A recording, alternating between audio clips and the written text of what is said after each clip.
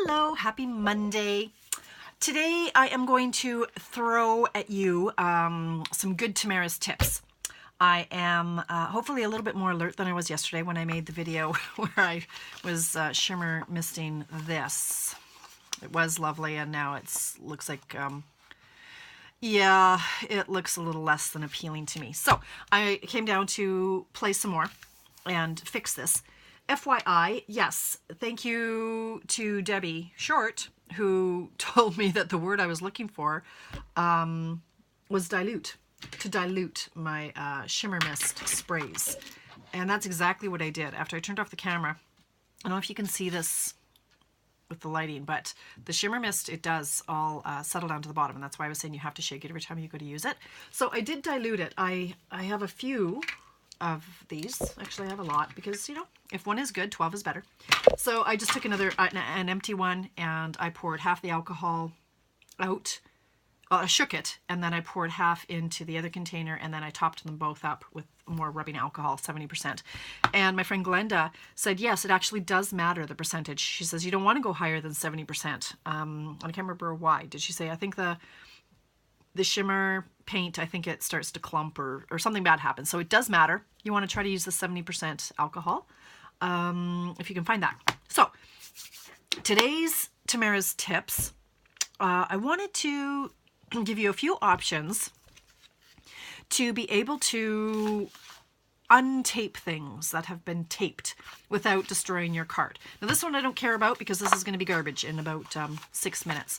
However, when I have stampers over, so many times, you know, we've taped something crooked, or we forgot to do a layer underneath and we've already taped it down, or we've put dimensionals on it.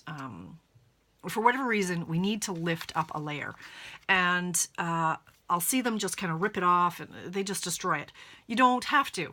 There's a number of tools we have and a number of ways that we can lift those layers without destroying the card base. And I'm going to show those to you now, she said, confidently.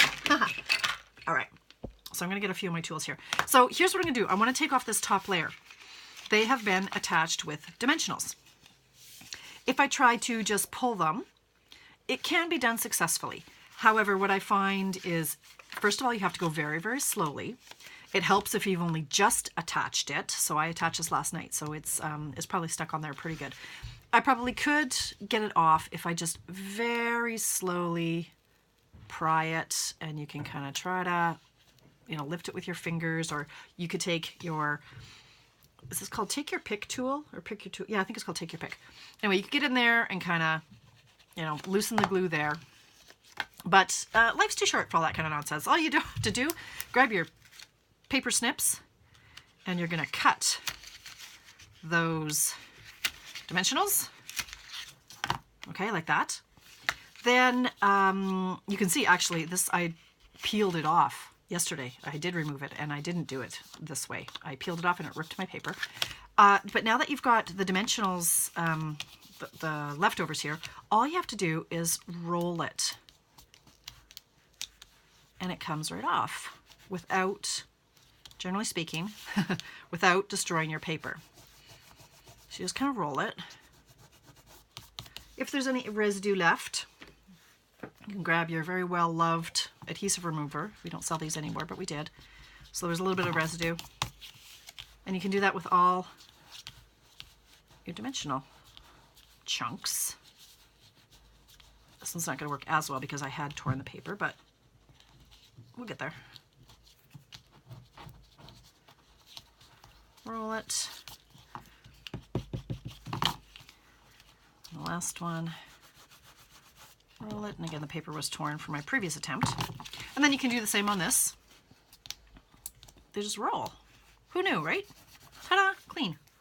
Clean as a whistle. I'm gonna make you watch me do this, sure. Why not?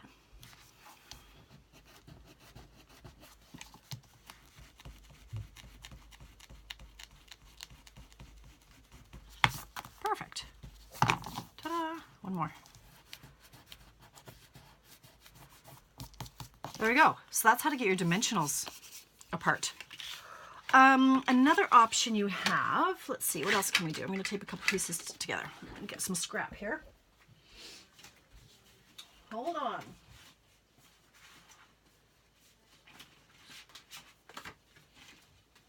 You would think I'd prepare, right? Yeah, you know me better than that. All right, got a couple pieces of some red here. Now, let's use some, should I use fast fuse or snail? I don't even know if I have any snail put together. Hold on. Talk amongst yourselves for a minute.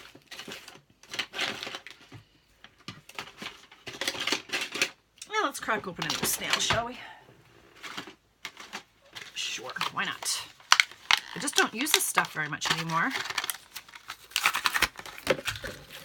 Thanks to my lifetime supply of fast fuse. All right. So we're using regular old snail. So I've taped these two pieces together. Oh no, that wasn't right. I didn't mean to do that. However, will I get them apart? Well, again, you can gently pull. But again, if it's been there for a long time, it might not pull apart easily, and it can tear your paper, and more so is the bending of the paper. You don't want the paper bent, right? You don't want folds in your paper. So grab some dental floss, pull out a big chunk of that. I don't use this that often, this technique. I find some of these other tools are pretty good, but you're just going to wiggle somewhat slowly, because again, it can, ooh, it smells like peppermint. This is the, yep, mint floss. Right, so if you go too fast, again, it can tear your paper. Let's see how I did. If I tore it or not. Nope. So then, again, you can take your, what is this? Adhesive remover. I think they still sell these at some of these other places that I shouldn't tell you about because, you know, I don't want to send business away, but we don't sell them anymore. So what are you going to do? So then you can just erase your adhesive.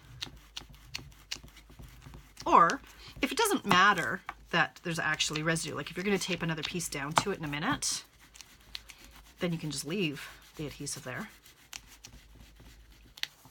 Alternatively, if you just don't want it sticky, so say I'm using this piece and I want to be positioning it, you know, as I'm trying to design it, but I don't actually want it to stick. I've decided no, I'm going to design without it actually sticking.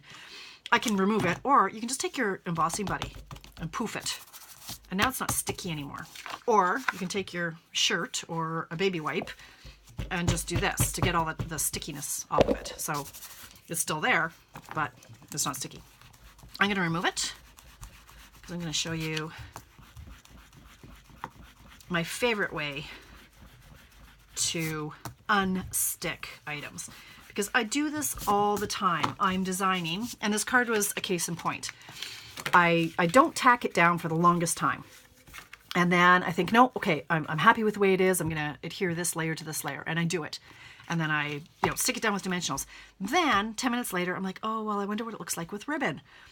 And that's exactly what happened on this one. That's why I tore it apart. It's like, really, I just need to wait till the very, very end to actually tape it down. Anyway, so I'm forever having to rip my things apart. So as I said, I use the fast fuse most of the time now. Okay, that was not how to use the fast fuse. You know how to do it, right? Drag, if you have it. Drag, check mark, or I say punch your neighbor. Another thing that is really hard to get off is your tear and tape. Again, I use this stuff a lot, an awful lot.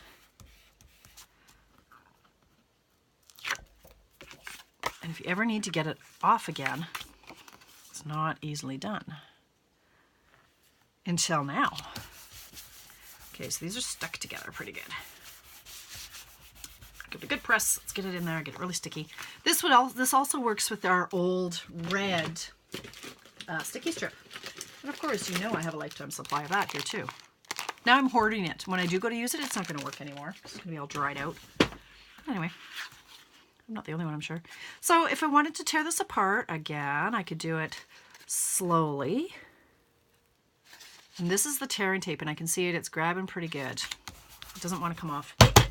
So I'm going to stop trying to do that. I'm bringing in, this is my old Stampin' Up! Heat gun. Where's my new one? I bought a brand new one because my last one died. Burnt out the motor. That's how often I used it. Here is the trick. This is, I think, where the fast fuse is here. I'm just going to heat it for a minute. Pardon the noise.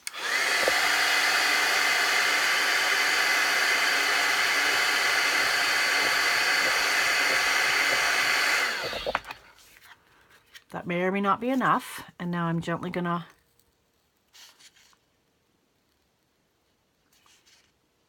do it a little bit longer.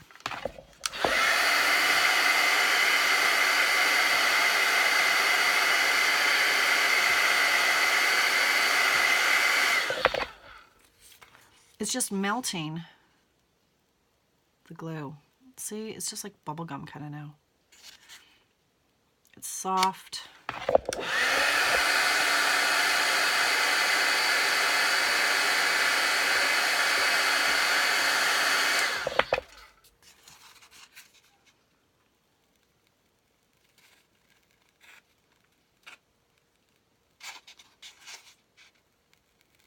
Ta-da! Okay, so that was the tearing tape there. Same thing can work over here.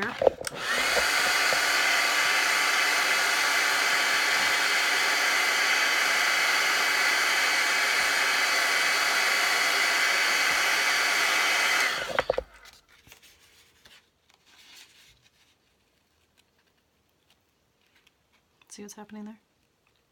I'm bending the paper more than I would if it was just me, so that you can kind of see what's going on.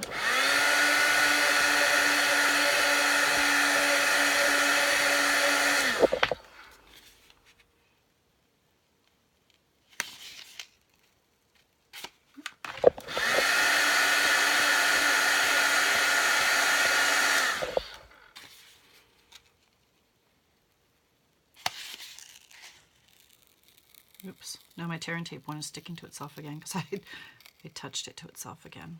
But you can see how it's just prying it apart.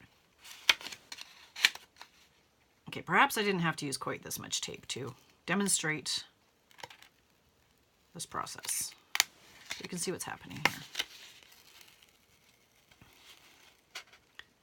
And I'm now bending the cardstock because I'm getting impatient. And it's tearing now because I really should be heating it again.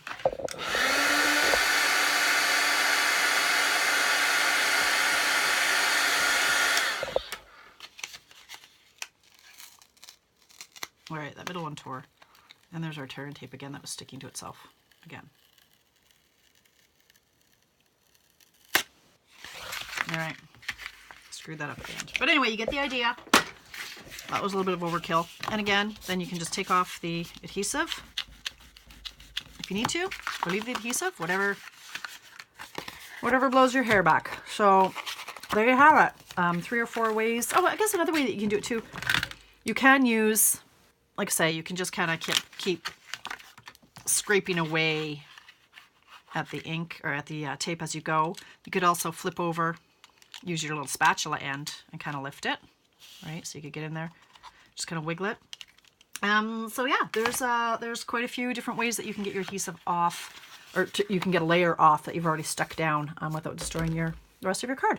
So stay tuned. I will post this card once I've mastered it and figured out exactly what I want to do with that. But thanks for tuning in. Have yourself a stampy day.